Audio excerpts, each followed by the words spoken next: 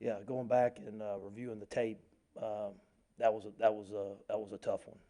Just you look at it, and it's what you thought being at the game. It's the one or two plays here or there, and that's what makes it so tough. We're close, and we're coming. There was a time, walking through the Grove, and in the middle of that third quarter, where you could see the vision coming to life, and you could feel it turning. And you're right there, and we're really close, but we got to figure out a way to get these kids over the hump, and that's what we're going to do.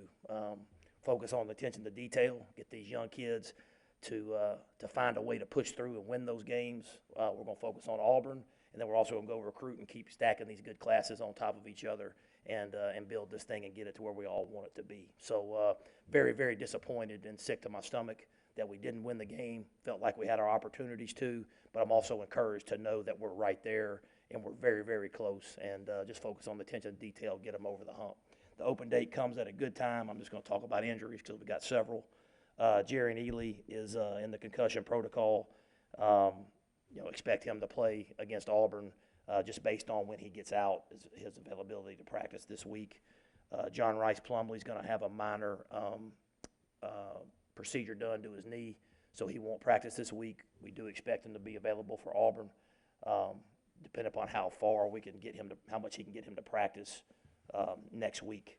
Alex Givens has a minor knee thing, but he's probably rest him some this week. Scotty Phillips also went down with a knee injury.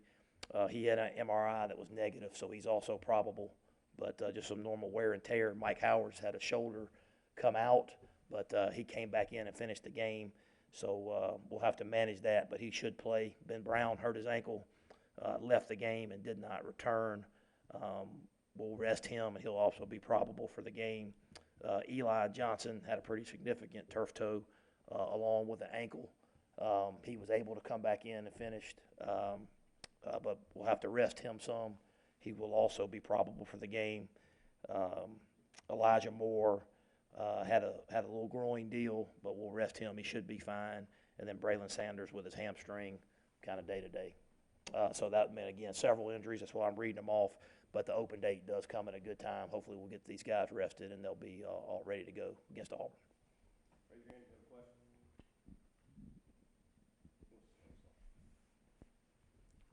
Matt, with the open date and all the injuries and just the beats and bangs, what does the practice schedule look like for these guys this week? Yeah, I think being able to focus on some technique things, on some little things where you focus on yourself. I think being able to get ahead on Auburn as well and some of their looks to really help us with that, because I think you can do some things that's maybe not as physical but mentally in preparation for Auburn to help us get ahead.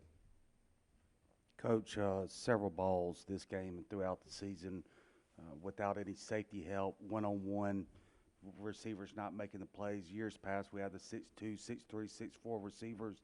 Have you given any thought to maybe trying to get one of those again in this class coming up in the recruiting? Yeah, absolutely. I mean, whenever you're taking a receiver, being able to win a one-on-one is huge. And again, I think we will win some of those. We just got to, again, the little attention to detail and find out we had the opportunities to make them. Some cases it was go up making the catch. Some cases maybe a little bit better throw. But again, the opportunities are there. We just got to go make them. And I think that we will as we continue to move forward. There might not be a simple answer to this, but how do you work on attention to detail?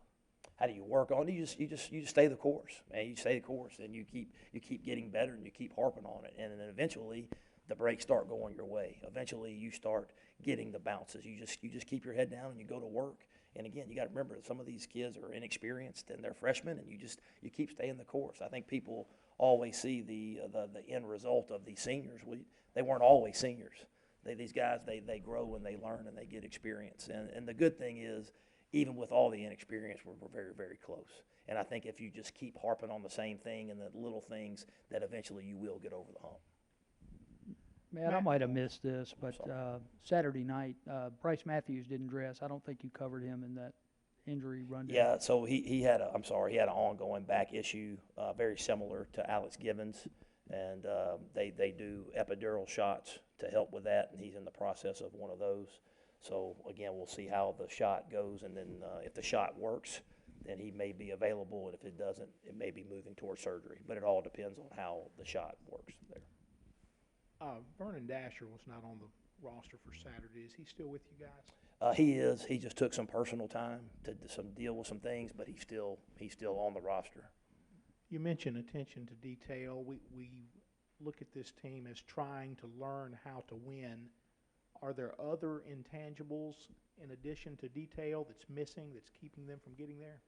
You know what? I think just just continuing to stay the course and push through. I think we're moving in the right direction and we're putting ourselves in position. It's just the one or two plays here or there that change a game. And I think obviously when you're close, those plays become bigger. But again, as we continue to move forward and we do keep getting better and we keep stacking these recruiting classes on top of each other, hopefully those plays become less and less a factor. And you start pulling away, and you start in the middle of the third quarter, you make that a two-score game, and the games don't come down to one or two plays. And I think as you continue to build and you get better, I think those things will start to happen. With so many apparently minor injuries on the offensive line, do you expect some of these freshmen to get in for the first time? You know what? I think they will have to practice some this week, which will be good for them for the future. But I do anticipate most of these minor injuries, these guys being back. So I think for practice purposes, absolutely they will, and that'll be good for them to get some of that experience. But I do anticipate these guys being back for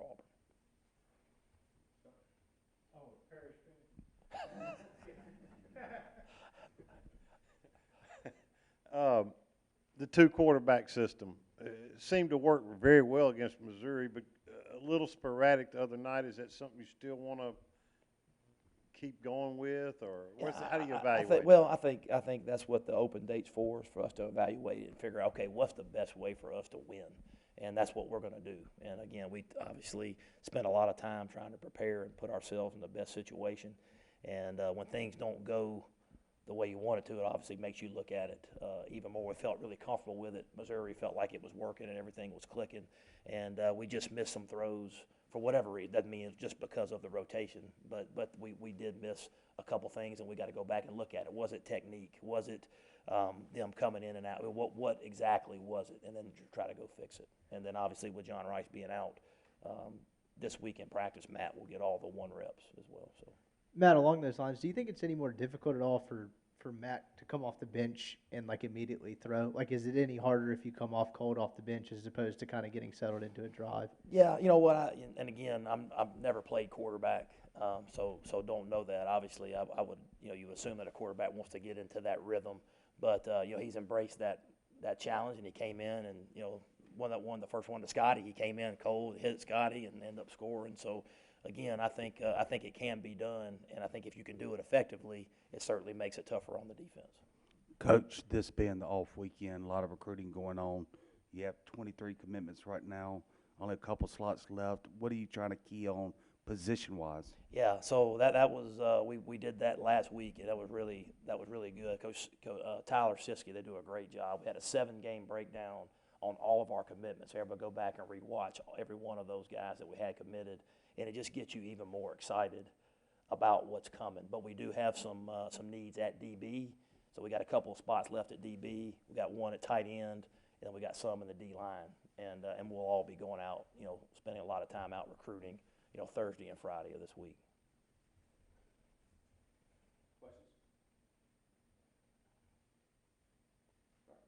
Questions? Thanks, guys.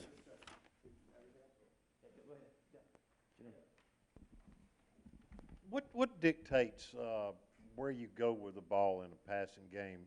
Is it the defensive alignment, or because it seemed like we didn't ever go over the middle, no short routes, just kind of curious. So again, different routes call for different things, but you usually have 1 high beaters built in with 2 high beaters on the other side, and based on what they play, if they got guys in the middle of the field, obviously, and they're in a 1 high coverage, that dictates that you throw the ball outside.